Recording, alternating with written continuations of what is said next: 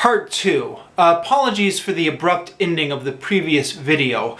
If you watch this channel a lot, you know that my camera has a 30-minute time limit. I'm using rather primitive equipment and it just cuts out after 30 minutes. So picking up where I left off, talking about the covers with Flashman and exotic woman next to him, and not all, but a lot of the covers that are currently being published by HarperCollins. Starting in 2005, but I believe these are still the ones in circulation. Yeah, so at the time I was reading these, I was a grad school student, and I was living in a university dorm, which included a lot of mixed ages. So I was 30, but there were undergrads in the same dorm. As I was reading these books at like the common eating area, you know, I'd always be sitting with a book there while I was eating.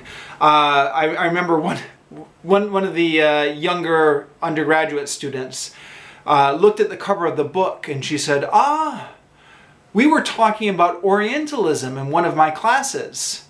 Is this an example of Orientalism? Orientalism meaning kind of like when Western writers write about the Orient or the East in a way that overemphasizes the exoticness of it or the strangeness of it. And I said, yeah, that's a fair way to describe the Flashman books.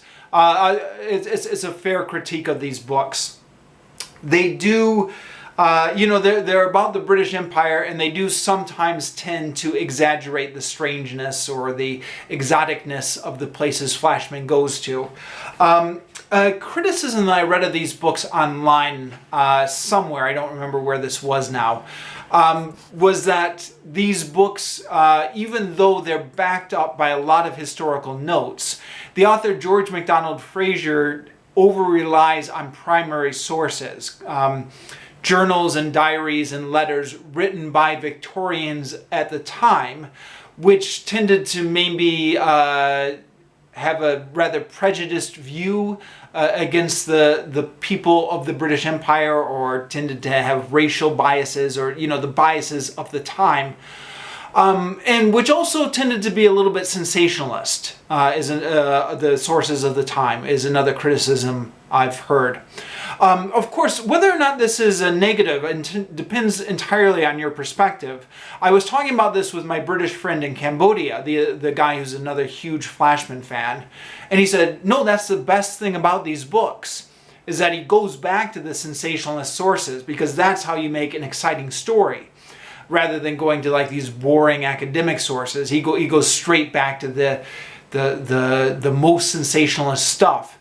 And to a certain extent, if you're a historical novelist, this is fair enough, I think, because the job of a historical novelist is different than the job of a historian. A historical novelist does not have to sift through his sources and decide what the bias is and try and, you know, deduce what really happened. A historical novelist just looks at the historical documents and says, boy, this would make a really great story. And I think for a historical novelist, that's perfectly fine. But yeah, there are, I don't know, there are some places where I seem to see the biases creeping in. For example, in the book Flashman and the Mountain of Light, it talks about the court of Lahore, and it talks about all the debaucheries and orgies. And I thought to myself, you know, this was probably written by white English people. I mean, the sources that George MacDonald Fraser was basing this on, who probably heard some reports that probably got exaggerated. I don't know. I'm not an expert, but that's just the vibe I was getting from this. Yeah, there are also one or two points, and again, I'm not much of an expert, where it seemed like George MacDonald Fraser was relying on rather dubious historical documents. For example, in the book Flashman on the March, Flashman makes some sort of comment that he'd seen papers in the British archive that Benjamin Franklin had been a double agent for the British government. And if you go back to the footnotes, George MacDonald Fraser says something like, I know it's surprising, isn't it? But this is actually all documented. And I thought, Really? Benjamin Franklin, a secret agent? And so I Googled it, and sure enough, there is this conspiracy theory. But it appears to be based on very flimsy evidence, is my opinion. And again, I'm no expert. You know, let me know in the comments if you know more about this. So that's only one case, but you know, sometimes one case can be indicative. Makes you think, okay, I wonder how much else of this is based on rather flimsy sources. I don't know. On the whole, though, I tended to assume the source was accurate unless I had a reason not to. So I tended to assume I was learning real history as I was reading Flashman, and I'm sure most of it is based on real history. Okay, so the first book in the series is known simply just as Flashman, and it takes place in a number of different places, but the majority of it takes place with the British in Afghanistan. Now, the timing of this works out perfectly because the first British-Afghan War, or the Anglo-Afghan War, was in 1842, which was about exactly the time that Flashman is getting expelled from rugby, according to Tom Brown's School Days by Thomas Hughes. So it's perfect. Right about the time he's getting expelled from rugby, old enough to join the army, he ends up in Afghanistan during the first Anglo-Afghan War. Now, without getting too deep into the history of this, the first Anglo-Afghan War was a disaster because the British got themselves involved in a quagmire in Afghanistan that they did not understand at all about the local tribes and what was going on. And remember, this book was written in 1969, so it's very easy to imagine that at the time this was seen as symbolic of the American quagmire in Vietnam, and I suspect that was the intent. Now, when I read this in 2010, history had cycled back around again so that the Americans were involved in a quagmire in Afghanistan. So all of a sudden, Afghanistan was no longer symbolizing Vietnam. Afghanistan was now symbolizing Afghanistan again. And to the best of my knowledge, we are still in Afghanistan in some capacity, although it's getting really hard to tell what's going on because nothing is in the news anymore. Or certainly not in the front pages of the news. But that's a tangent. Anyways, what makes this book really interesting, and this is true of all the Flashman books, is it's not just, you know, oh yeah, I was in Afghanistan and, you know, I saw some stuff. He ties it to a lot of very specific events. So it's not just about the atmosphere of what was going on, very specific stuff. For example, there was a British agent in Afghanistan, Sir Alexander Burns, who was assassinated by an Afghan mob. And that's just an example. There was a lot of things like that. But he weaves these all into the story so that Flashman, character Flashman, is right there when this assassination happens. So you read about it in the story, and then you go back to the footnotes, of course. And then you read about the real history in the footnotes. The book also has some really great comic parts. I mean, not to spoil too much, but well, I guess this is kind of a spoiler, but the ending of the book, Flashman has to come out and defend the British fort, and he does not want to do it. He wants to hide in the basement where it's safe, and he's forced out at gunpoint, and he is crying and pleading, and just the image of him being forced to defend this fort where he is literally crying, I just thought was very comic. Even though the story itself had a lot of dark moments, because this was about essentially the British Army getting massacred in Afghanistan. Now there's one more thing, and yeah. I read this book, I was fascinated by the history of it. I went on and read several more books in the series, and it wasn't until a couple years later when I thought it would be fun to go to the Amazon reviews and see what everyone was saying about this book and what a classic it was, and you know, the British in Afghanistan. I'd never bothered to check out the Amazon reviews before. And I got onto the Amazon reviews, and there were a lot of people, I think probably a lot of women in particular, who were very upset at the rape that was depicted in this book. And I thought to myself, oh yeah, why didn't that register more with me? I mean, I knew exactly what they were talking about. I remembered that part in the book. I don't want to talk about this too much, but I'm going to have to, because this is a big sticking point for a lot of people about this book. It's mentioned in a very offhand way. And again, this was 10 years ago that I read the book, so I'm going off of memory here. But it was something like, she resisted a little bit, but I like it rough sometimes. It was not a very graphic description. It was just something like that. It was completely in character for Flashman to do, because he's been built up this whole time as the kind of person, you know, he's built up as a complete scoundrel who would totally take advantage of a moment like that. He's not supposed to be portrayed as a nice character in these books, and it backfires on him. The woman gets her revenge on him later in the book, so it's not like he gets away with it. And I think that all of that just didn't register with me so much, because it did seem like it was in character. He didn't get away with it. He got his just desserts at the end, arguably, or at least he had to sweat it out before his escape.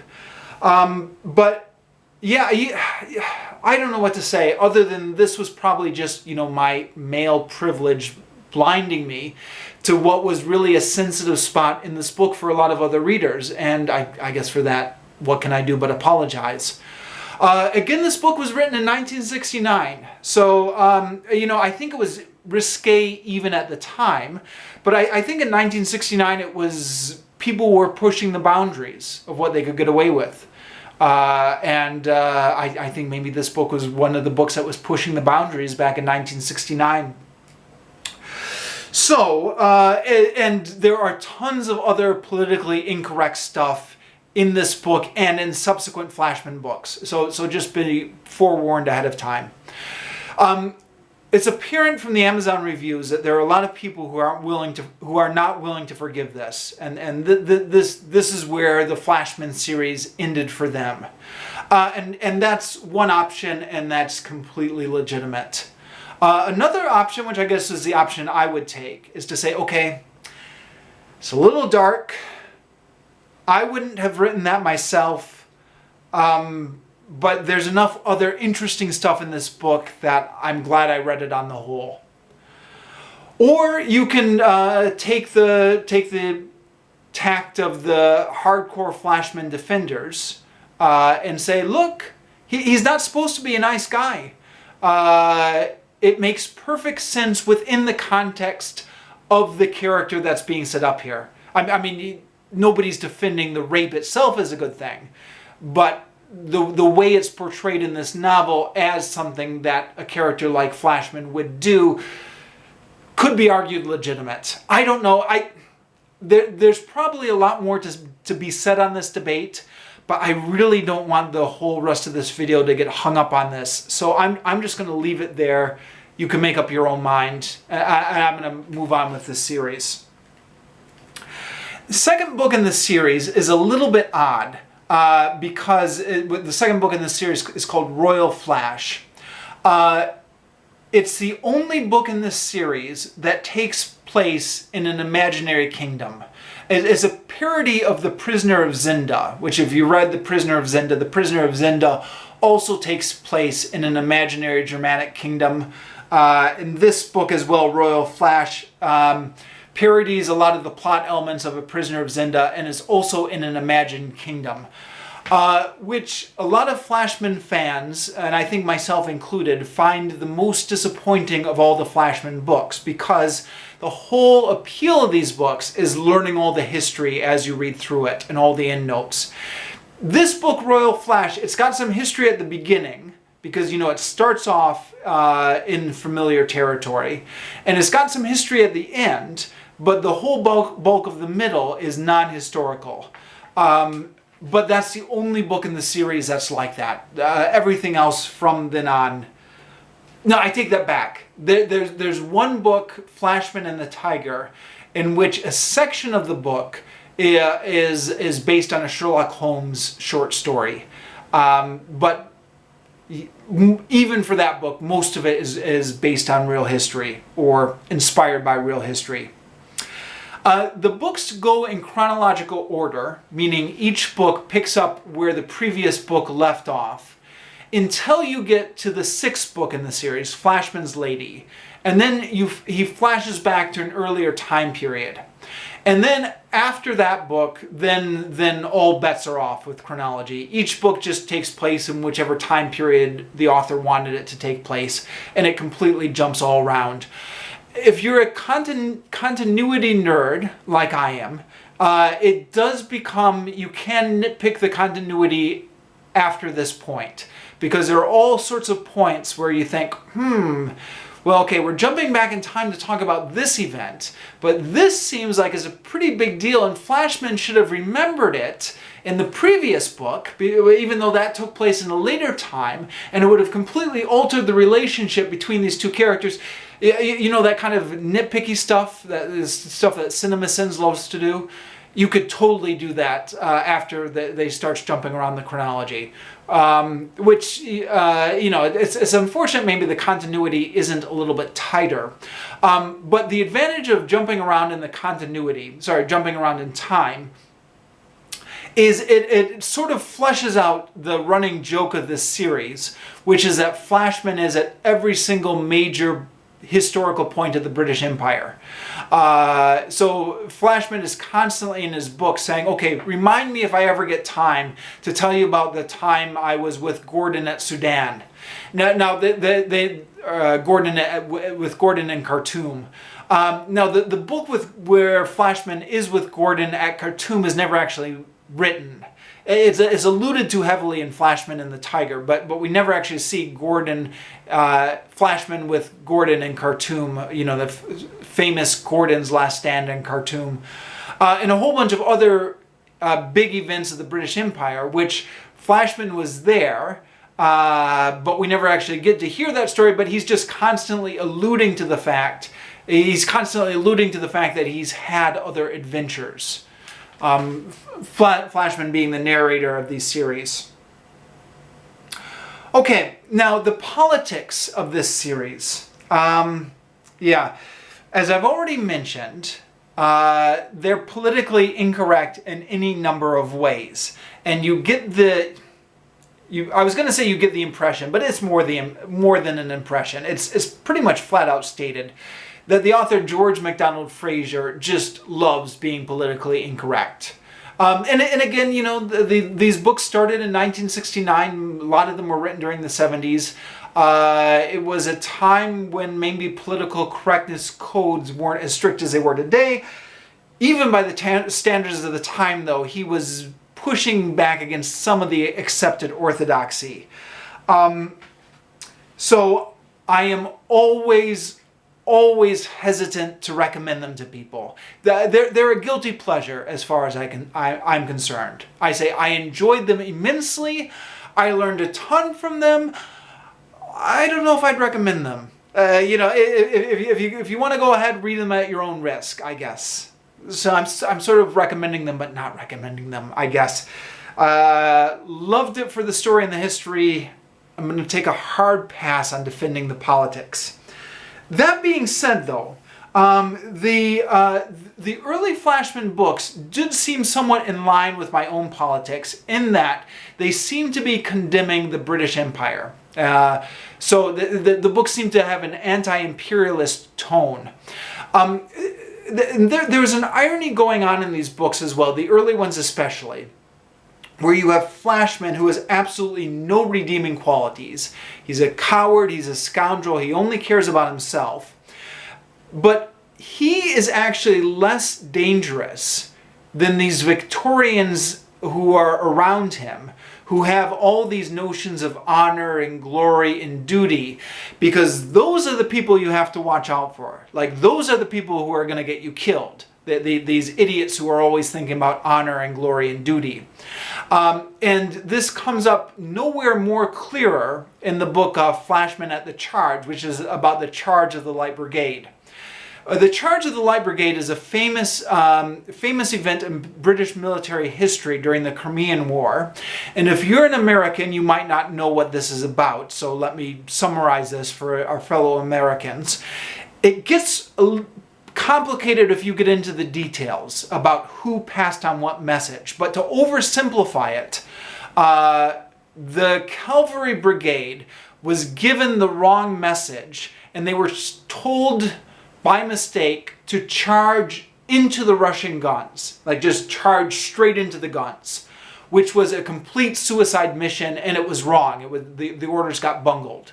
But the commander looked at the orders and he said, well, okay, we are good British soldiers. If this is what our orders are, then into the guns we go. And it was a massacre. And it's looked upon, depending on what political point you want to make. Some people look upon it as like, how stupid. You know, how stupid was this culture of honor and duty? And some people look upon it and they say, you know what, how honorable and glorious. I mean, sure, it was the wrong message, but you have to admire the bravery of these men who just didn't question their duty and just charged into the guns when they were told to charge into the guns. Now, Flashman, as you might imagine, takes the opinion that this was really stupid. Flashman would never charge into the guns, and he would never order anyone else to charge into the guns. Flashman would just be like, okay, the guns are that way, I'm running as fast as I could the other way. And he, as the narrator, makes this point very explicitly in the book. He says, you know, you may think I'm a scoundrel, and I am, but I'm a lot less dangerous than those damn fools who are always talking about honor and glory, and those are the guys who are going to get you killed. And as somebody who had a bit of an who was anti-militaristic myself, I thought, okay, you know, this is my speed. These politics are something I can get on board with. But as the series went on, it seemed to me that the politics changed and became a lot more conservative, or a lot more pro-British Empire.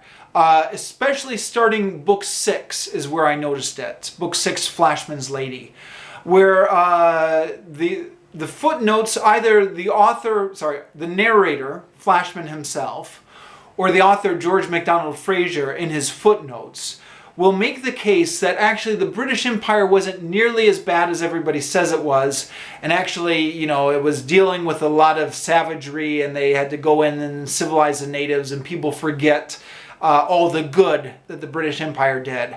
And I thought, well, whoa, this is different. This isn't the series I thought I signed up for. I thought I was reading a satire of the British Empire.